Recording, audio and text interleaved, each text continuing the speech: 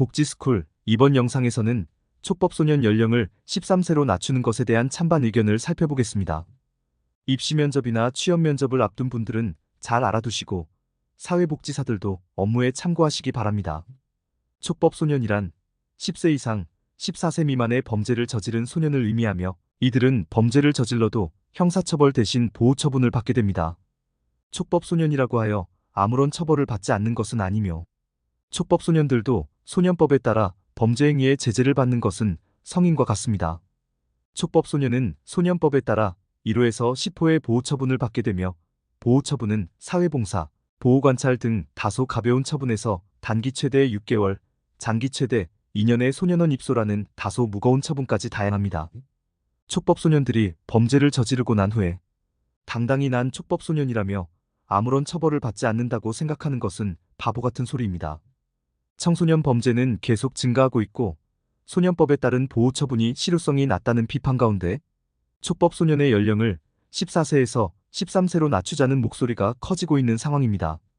법무부는 흉포화된 소년범죄로부터 국민보호, 보호처분을 받은 촉법소년 중 13세가 차지하는 비중이 약 70% 상당, 13세 기준으로 초등학교와 중학교를 구분하는 우리 학제 등을 근거로 연령 하향법 개정을 제시하고 있습니다.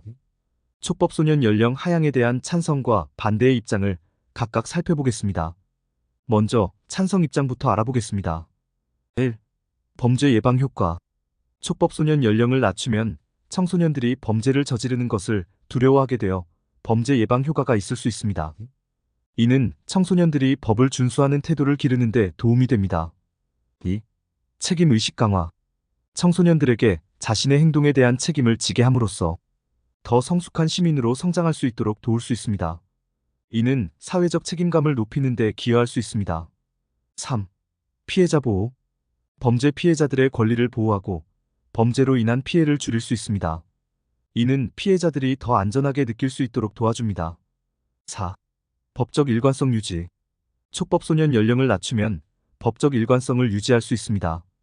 이는 청소년들이 법의 적용을 공정하게 받아들이고 법을 준수하는 태도를 기르는 데 도움이 됩니다. 다음은 반대 입장입니다.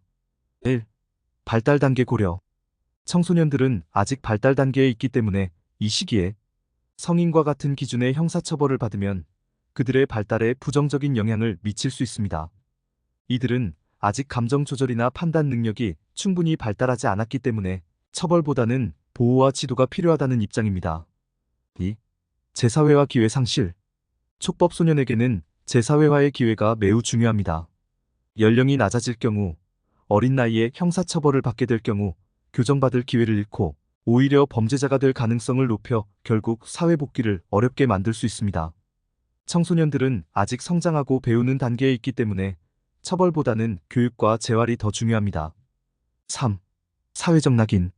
형사처벌을 받은 청소년들은 사회적으로 낙인이 찍혀 정상적인 사회생활을 하기 어려워질 수 있습니다. 이는 이들이 사회에 다시 적응하고 긍정적인 역할을 하는데 큰 장애물이 될 수 있습니다. 4. 범죄 예방 효과와 미흡. 촉법소년 연령을 낮추는 것이 범죄 예방에 큰 효과를 보이지 않을 수 있습니다. 오히려 청소년 범죄의 근본적인 원인을 해결하기 위해서는 교육, 가정 환경 개선, 사회적 지원 등이 더 중요합니다. 여러분의 생각은 어떤가요? 촉법소년 연령을 낮추는 것에 찬성하시나요? 반대하시나요? 복지스쿨과는 구독과 좋아요로 함께 해주세요.